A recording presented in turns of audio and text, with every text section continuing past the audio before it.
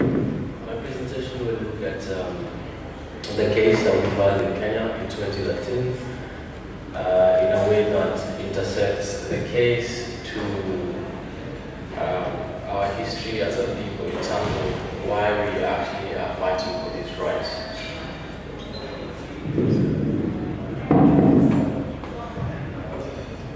The past, the present, and the future. The petition is called Petition 44 of 2013. It was simply about the freedom to associate. It arose because we sought to register an organization called the National Gay, Lesbian, Human Rights Commission, and the NGO board, which is the constitutional body mandated to register NGOs, refused our registration on the basis that our names were unacceptable.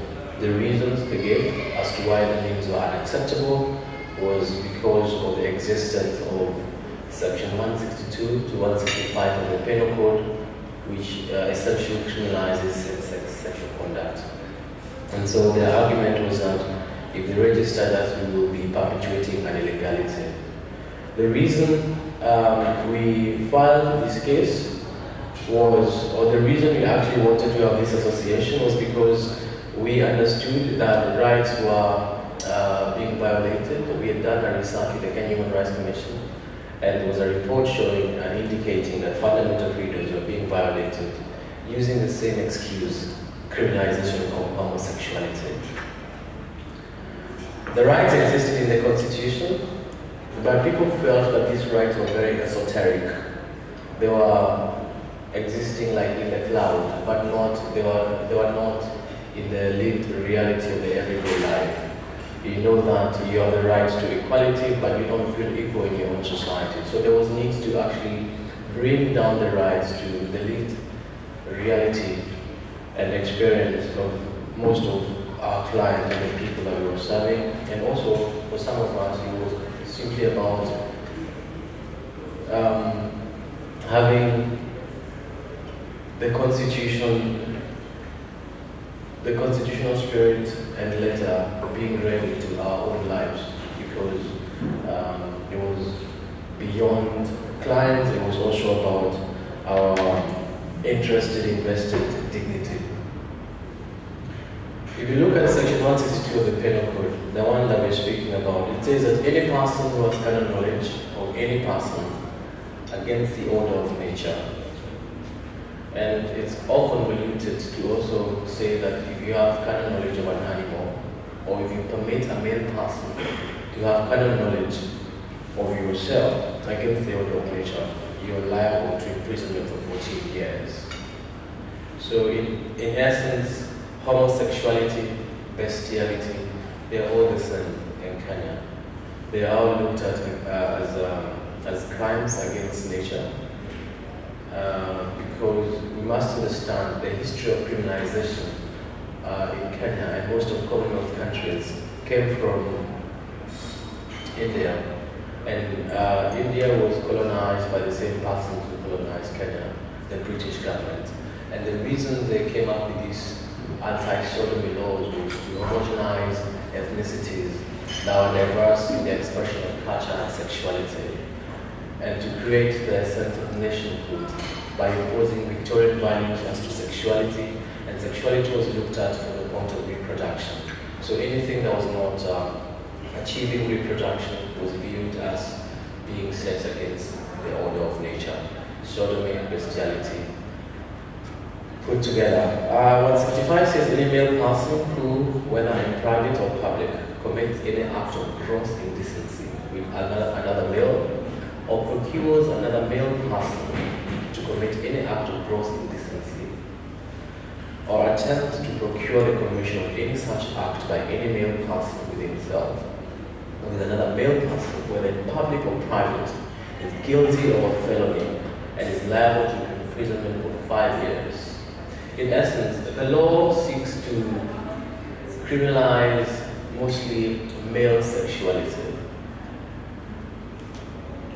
So we understood that we were operating from a context of fear, even though people felt that there were rights in the Constitution.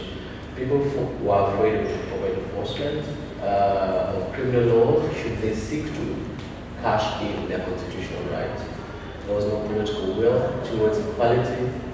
There was a lot of civic apathy in people in terms of their sense of confidence in the system, in the constitution, was waning. And we exist, and we still do, within a context of moral majoritarian dictatorship, where the views of the majority on sexuality and gender will always carry the day or seek to be imposed upon the universe of others who are different. And so what we did, we wanted to take the rights from the constitutional cloud and crystallize it to our daily table of every day. We knew that after the 2010 constitution, we were going through judicial reforms, police reforms, and one of the most critical institutions that has been established by this constitution is the independent judiciary, which became then a laboratory for us to go and manufacture rights in terms of generating jurisprudence that would have equitable norms. Our idea was we will go to court, should we lose, should we win, whatever the court says, we will get some dictum, some sentences, some paragraphs that other people can use in future to build the blocks, paving the path brick by brick moving forward. And so we created a litigation collective with a lot of civil society actors, the Kenyan Human Rights Commission. We are people from the FIDA, which is the female lawyers collective in Kenya. We are people from minority movement. We are people from the Gay Lesbian Coalition of Kenya. We are people from the National Human Rights Commission. We had state agencies in our litigation collective. The reason for this was to build solidarity and to cross-fertilize our strategies and our arguments in court. So we saw very simple things in court. We wanted to define Article 36 of the Constitution, which says that every person in Kenya has the right to the freedom of association, which includes the right to form, join, and participate in association of every kind. So we wanted simple interpretations by the Constitutional Court. When the Constitution says any person, what does it mean? When the Constitution says association of any kind, what does it mean? If there is an exclusion, what would be the criteria for this exclusion? And we also wanted to attack vague laws to generate dictum. And if you look at what is being projected on the screen right now, the court was very equal to the task that we put to it. And paragraph 114 of the judgment said that a reading of the above provisions of the penal code that I read before indicates that the penal code does not criminalize homosexuality or the state of being homosexual, but only certain sexual acts. And the Constitutional Court quoted what the penal code says against the order of nature. That the state does not set out to prosecute people who confess to be lesbians and homosexual in this country is a clear manifestation that such sexual orientation is not necessarily criminalized. What is deemed to be criminal under the above provision of the penal code is certain sexual conduct against the order of nature, but the provision does not define what the order of nature is. That is the Constitutional Court. And so, in moving forward, what the court said, they declare that every person in Article 36 of the Constitution includes all persons living within the Republic of Kenya despite their sexual orientation. They say that there was unfair treatment to gay and lesbian persons living in Kenya who are seeking registration of their choice. And they declared that the petitioner is entitled to exercise constitutionally guaranteed freedoms to associate. And an order of mandamus was issued. We must understand that unlike other jurisdictions such as Lebanon, constitutional court is very binding and it sets precedent. So these were 3 judges and were very unanimous in this decision. And so this was 3 weeks ago, on April 24th. This is the judgment that was rendered. We must understand that as we sit today, the status quo is as thus. This is what stands in Kenya today in terms of equality. But why did we seek to use the Constitution to have ourselves read as equal citizens in our own republic?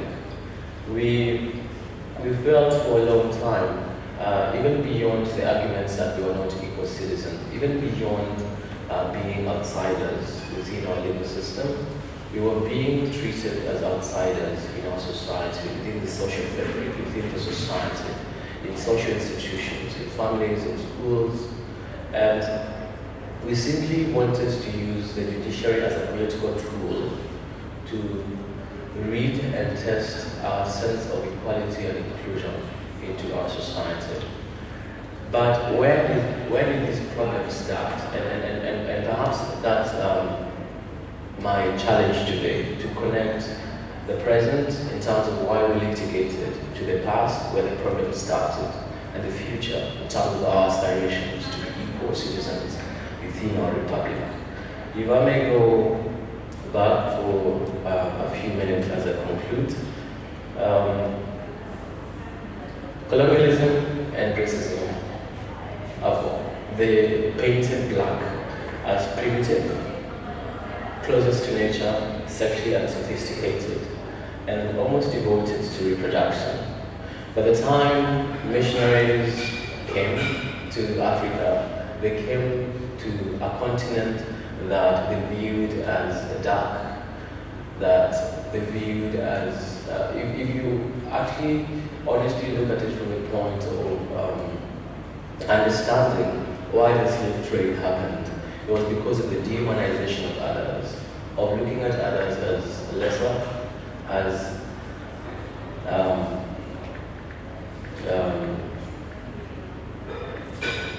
I will not delve into that. But if you look at the history of how we have always over-sexualized the black body in history, and if you look at how sometimes some of us might remember that there was this time this big-breasted black woman was taken to Europe in the 18th century and placed in a museum to be viewed as a sexual object.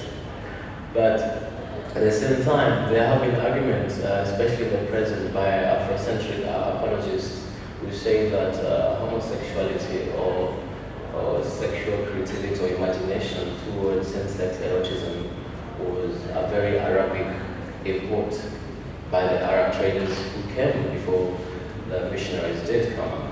But all these arguments can also be compared or contrasted with the history, anthropology, and oral folklore of a lot of African cultures and tribes. From history, some of us are familiar with this image in Egypt, 2400 BC. 92, you might know this, they argued to be the first homosexual couple to be depicted in history, found in the Egyptian tombs. But although this image is contested in terms of what it depicts, the following stories are not contested. Queen Zinga and the Bulu Boys in Angola and Congo. When I went to Angola, I actually had the privilege of visiting her kingdom, Queen Zinga. She was a very powerful queen, who was treated as a king. And she had these page boys around her who dressed like women and tended to her as royal as she was. And she and the system of the Bulu tradition allowed the boy-wife system, where warriors who served under her were also allowed to take upon themselves, boy-wives, to take care of themselves when they used to go to war or accompany her in her duties. The Cameroon people, the Bafia, they had the Kiembe system, where the boys used to take bosom buddies. And there was a very interesting punishment for any boy who would, because what they used to do is during puberty the boys and the girls would be separated. And the boys would be allowed to have bosom boys and engage in anal sex. But if the boys attempted to have sex with the girls, they would be punished with torture. Sometimes they would be sold as slaves. You know this guy. He has made Uganda the center of Catholicism. He created, or he is credited to what we know today as the martyrs of Uganda. It is the biggest public holiday in Uganda. It is bigger than their Independence Day. King Mwanga was, as he is known, Uganda's most famous homosexual, not ashamed of his sexual orientation. He used to have page boys around him in his court who used to tend to his needs. And we have never understood exactly why he actually killed the people that he killed. Because it was treason. This king had a system of religion. They had an economic system, a political system, a religious system. And when the people who he was ruling disobeyed him, the law said that they would be punished by death. Of course, this was turned the other way by the missionaries, and he was demonized as someone who was having sex with children. He was demonized as someone who killed martyrs or Christians who had seen the light, who had been saved from a punitive way of subjugation. But in terms of historical accounts, it still stands that he was, a bisexual king or homosexual king, as some call it. Some of us know about the Lobedu kingdom in South Africa. The Queen Majaji, she had 15 wives, and families would send their girls to be married to her. You remember the time when she met Mr. Mandela, Nelson Mandela? Mandela could not speak to her unless spoken to. She was so royal and supreme and divine that Mr. Mandela, who is respected across the world, had a lot of reverence and respect for her. What we know about sexuality in Africa is that sometimes it was linked to spirituality, and there was this system where you find healers who are sexual,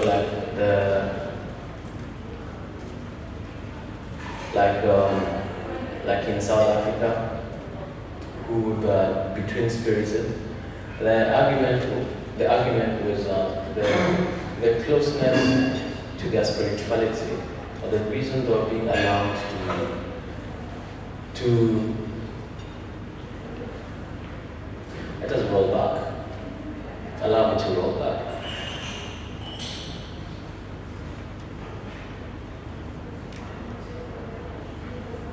I'll tell you a story. When I started working in this field, I also sought to understand why I was the way I was. And in part of my struggle, I had a conversation with my grandmother. And I told her that I was not going to get married in the heterosexual sense as I was expected in my culture. They were concerned because I had cleared law school, I was working, I was stable. I was at a stage where I was expected to become functional in society.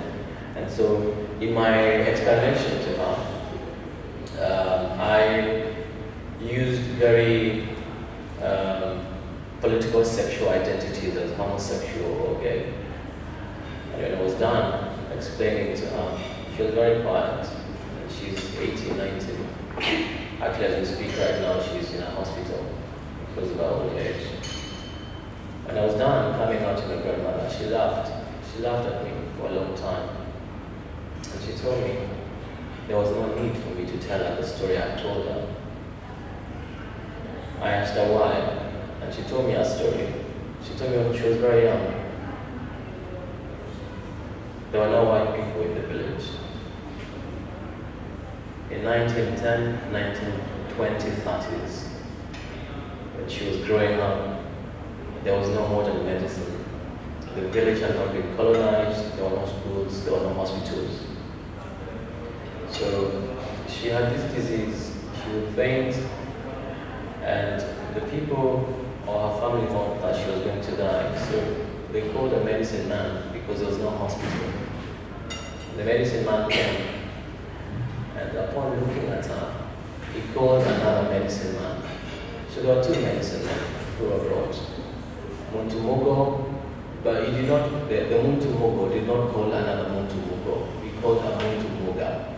It's the Mugo and the Muga. It's like male spirit, female spirit. But both of them were male persons, male medicine men in terms of their sex. She tells me that the Muntumuga was in charge of removing the disease that had been put upon her by the spirits. And what she tells me is that the Muntumuga was married to other men. The Muntumuga was known in the village as someone who would dress in female clothes, someone who would carry himself as and conduct and who was assigned female roles in society, someone who would cook with the women, associate with the women, and someone who was respected and highly regarded. So she tells me that I am not new to her narrative, I am not new to her experience, and she told me that her understanding of who I was is that I was simply someone who was coming back from the past in terms of her realm of medicine and spirituality. So I told this story to my father, who was educated with the missionaries years later, and my father told me that that was witchcraft. My father is a Christian, he's Catholic. We need to wrap it up. I will give you a few stories, a few more stories before I wrap it up. Alright. We have tribes in Benin, Fang, Mwele, in modern day Gabon and Cameroon. They used to have this ritual sex called Nkuma. It was a ritual for wealth that was being transmitted through sexual activities. In my tribe, we used to have ritual sex through Kaejeka Maega. It's like the virgin boy would be taken by the priest to the sacred forest for a month to make rain when there was drought in the tribe. There are many stories, including by these Lango men in Uganda. We used to have the Mukodo Dako, but this was more a queer system where men were allowed to dress like women and take upon themselves boy wives or male husbands. The Zande tribe in Sudan today, the warriors were allowed to take upon themselves boy wives. The women who are left by the warriors in the tribe, the women who become powerful and heads of households, some of them were lesbians and they were regarded as witches. That was a way of understanding or explaining it. There are very many examples, including in South Africa. There are examples in Mali by the Gabon tribe. There are examples in the Dagara system in northern Africa, where they believed that the homosexuals were simply people who had this gift of vibrating in a psychic way. They were gatekeepers. They could watch and understand the physical world and the unseen world. So I'm telling you these stories with a view to hoping that you'll appreciate and understand that for some of us it's not simply about the rights as we know it. The rights conversation is simply one of the mediums that we're using to access and bring upon healing and a connection to why we are in this lifetime and trying to make sense of it using the law as a tool to enhance social justice for ourselves and for others like us and for others who will come. That is the petitioner's case number 440 of 2019. Thank you very much.